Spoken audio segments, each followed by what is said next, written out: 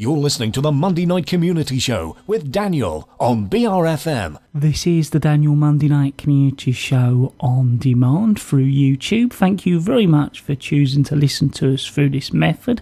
If you'd like to keep up to date with when I add new interviews, then subscribe to this channel. Our first guest in the studio is Ian, and Ian is a volunteer for Prostate Cancer UK. Firstly, thank you very much for joining us. It's good to see you. Thanks, Dan. Thanks for inviting me back in my role as a volunteer for the cancer charity. So I was hoping you could tell us about your role as a volunteer for Prostate Cancer UK and why you're doing it. Yeah, sure. I first got motivated to get involved to raise funds and raise awareness for Prostate Cancer UK more than 10 years ago, and my dad got diagnosed with terminal prostate cancer approximately about 10 years ago. He got a diagnosis of 5 to 10 years. I'd never even heard of the prostate before, and I think many gentlemen haven't. So I've spent the last 10 years trying to raise awareness and raise funds for the charity. I've done various things. In 2007 I did the London Marathon for them when it was called the Prostate Cancer Charity, and recently I've done the Men United collections at football grounds, which really suits me because I'm a football fan myself. And also I've just completed my training as a volunteer speaker, which allows me to go into organisations and just do a 15-minute awareness chat, trying to get the message out there for gentlemen to get themselves checked out. So who are Prostate Cancer UK and why do they exist? They were set up initially in 1996 just to help more men to survive prostate cancer and enjoy a better quality of life. They've got 3 priorities: to support men and provide information, to find answers by funding research, and leading to change to raise awareness and improve care. And I was wondering next, how many men in the UK will get prostate cancer at some point in their lives? Yeah, just before I answer that one, I should have mentioned at the beginning there may be some embarrassing terms within what I talk about, but I always say to people, what's a bit of embarrassment if it's going to save someone's life? Going back to the question, the start statistic is 1 in 8 men will get prostate cancer at some point in their lives, which is, if talking in football terms, the capacity of Villa Park, 43,000, which is also over 250,000 men living with and after prostate cancer in the UK at the moment.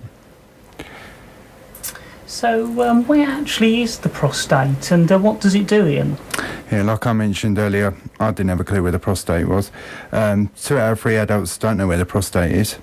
It's actually a small gland under the bladder, approximately the size of a golf ball or walnut, whichever you prefer, and the main job is to help make semen, and obviously only men have a prostate. I think we're going to talk about what can go wrong next. Yeah, there's 3 main problems with the prostate. Firstly, an enlarged prostate, and this is probably the most common prostate problem, common in men above 50. And most importantly, having an enlarged prostate does not mean you have cancer and does not increase your risk. Second problem is prostatitis, which I won't say too often because I always stumble over it. But this is just an inflammation or infection of the prostate. Common condition which can affect men of any age, but it is most common in younger and middle-aged men, typically between 30 and 50. And it's not the same as prostate cancer and does not increase your risk. And the third problem is obviously prostate cancer, which is normally the growth of all cells is carefully controlled in the body, and as they die, they're replaced in orderly fashion. But cancer can develop when the cells start to grow in an uncontrolled way. So if this happens in the prostate gland, prostate cancer can develop, unfortunately. Changes should somebody look for? Well, it can vary individual to individual, but just some of the symptoms may be needing to go for a pee more often, especially at night, difficulty starting to pee, straining or taking a long time to finish peeing, a weak flow when you pee, a feeling that your bladder is not empty properly, needing to rush to the toilet and sometimes leaking before you get in there, dribbling urine.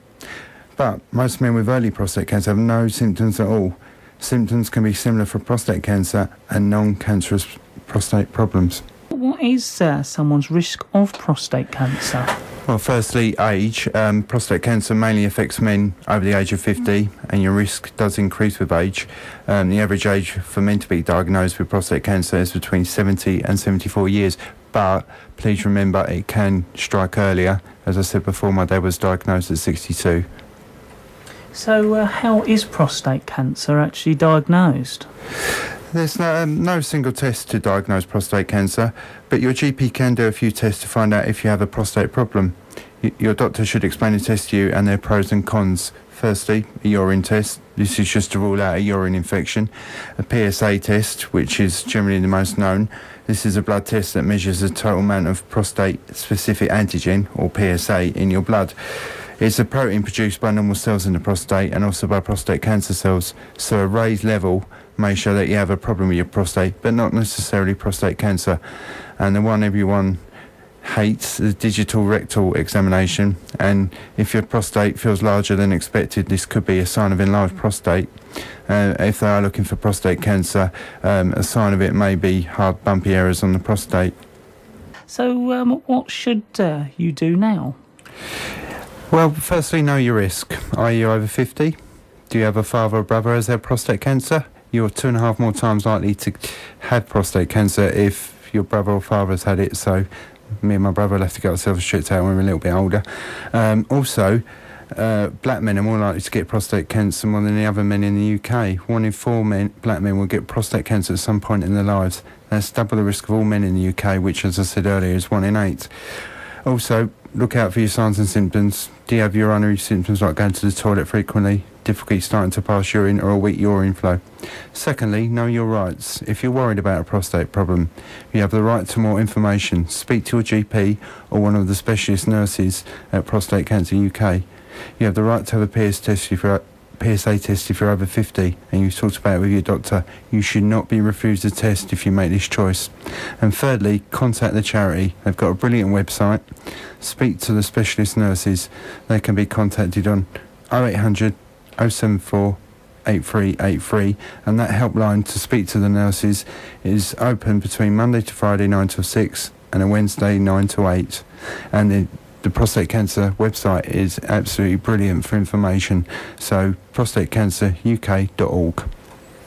So how can somebody get a prostate cancer awareness talk into their workplace or club or organisation? Well, they can either approach me or go on the prostate cancer website and link in from there. So the link is prostatecanceruk, that's all one word, .org/talks, and you can apply to get someone in like myself to talk to your group, organisation, workplace, just to give the awareness talk covering the stuff I've covered tonight. Also, I can be contacted on my email, ijarnell@aol.com. Well, Ian, it's always good to have you here at BRFM. Thank you very much for coming along and covering all about the charity. Yeah, was there something else you wanted? Yeah, I've just remembered. I'm also at the moment selling the Man United pin badges for a suggested donation of £1. So if you're local to me on the island, my office is based in Sheerness, and you would like one of these much sought after pin badges, and all the money goes to Prostate Cancer UK, then please do contact me. Ian, as always, thank you very much. Thank you. That is Ian this evening talking to us all about Prostate Cancer UK. He's a volunteer there telling us all about what they do and giving us lots of useful information this evening.